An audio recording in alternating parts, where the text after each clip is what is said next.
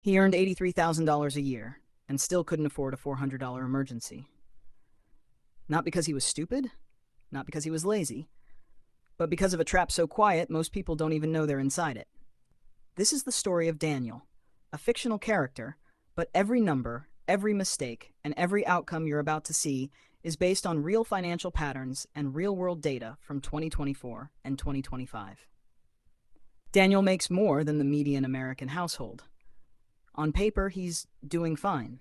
In reality, he's one paycheck away from disaster. And here's the uncomfortable part. Statistically, so are 2 out of 3 Americans. So the question isn't, why can't Daniel save? The real question is, why does saving money feel almost impossible, even when you're earning more than ever before? Daniel is 32.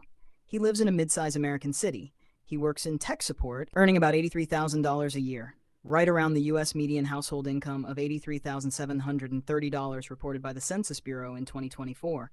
On paper, he should be comfortable. He's not buying yachts, he's not gambling, he's not doing anything wrong. And yet, at the end of every month, there's nothing left. His savings account, $340. His emergency fund doesn't exist. His retirement account, I'll start next year. He's been saying that for 7 years. So let's do what most people never dare to do, open Daniel's bank statement.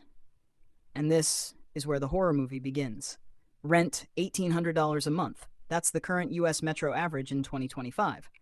Groceries, about $600. Gas and transportation, $250. Health insurance premium, $480. Utilities and internet, $220. Take-home pay after taxes and health deductions, around $4,900 a month. Fixed bills alone, $3,350. That leaves $550 for everything else in life. Sounds like plenty, right? Until you add car payment $410, student loan $290, phone bill $95, streaming subscriptions, he honestly doesn't remember how many he has. And then, the silent killer. The one nobody warns you about. Lifestyle creep. 3 years ago, Daniel earned $58,000. Today, he earns $83,000. That's a 43% raise. But his savings went from $2,100 to $340. He's making more money and getting poorer. How? Every time his paycheck grew, his lifestyle grew faster. Nicer apartment, newer car, weekend DoorDash instead of cooking. I deserve this, he told himself. And economists have a name for it, hedonic adaptation. Your brain adjusts to comfort in about 90 days. Then that comfort becomes your new baseline. Now, here's the number that should scare all of us.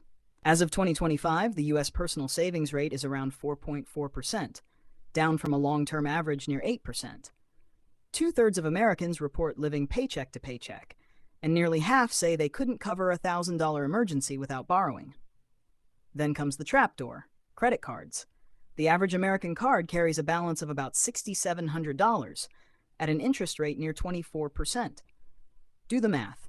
That's roughly $1,600 a year, paid just to exist in debt. Daniel doesn't have $6,700 in credit card debt. He has $11,200.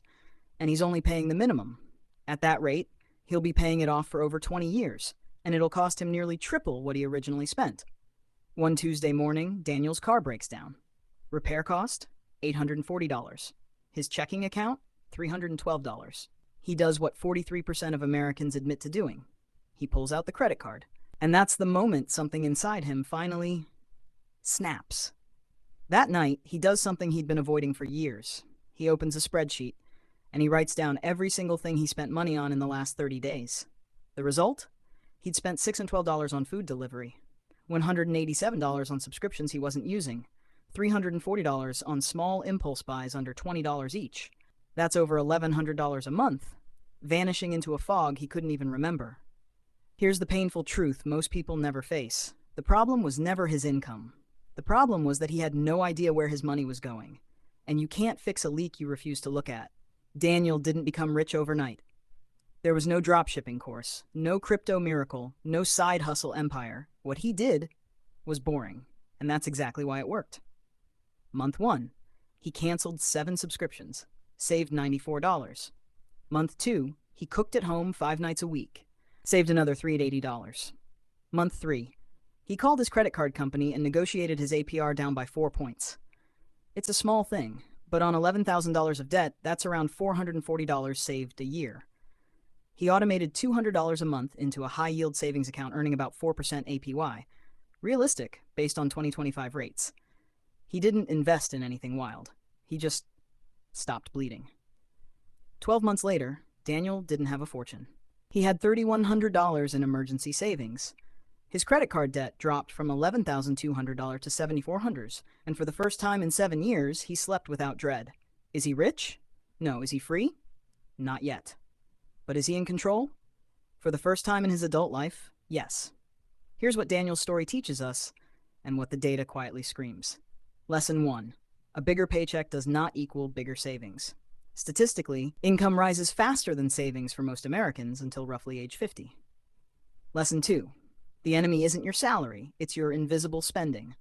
The average person underestimates their monthly expenses by 20 to 30%, according to multiple consumer finance surveys. Lesson 3. Small automatic habits beat big heroic sprints. Saving $200 a month for 30 years at 7% average market returns grows to over $240,000. Not fantasy. Just math. Lesson 4. Debt at 24% is a fire. Investments at 7% are a candle. You can't outinvest a burning house. And lesson 5, the one that hurts the most, you will not start next year. You'll start when the pain of staying the same becomes greater than the pain of change. For Daniel, it was a broken car. For someone watching this right now, it might be this exact video. So let me ask you something. If you opened your last 30 days of bank statements right now, would you be proud? Or would you feel exactly what Daniel felt at that kitchen table? Because here's the truth nobody wants to say out loud. Saving money doesn't feel impossible because you're broken. It feels impossible because the system is designed to make spending frictionless and saving invisible. Daniel figured it out at 32. Some people figure it out at 52. Some never do. The question is, which one will you be? Because the next paycheck is coming. And so is the next decision. Watch the next video. You're going to want to see what happens when someone earning 6 figures ends up worse off than Daniel.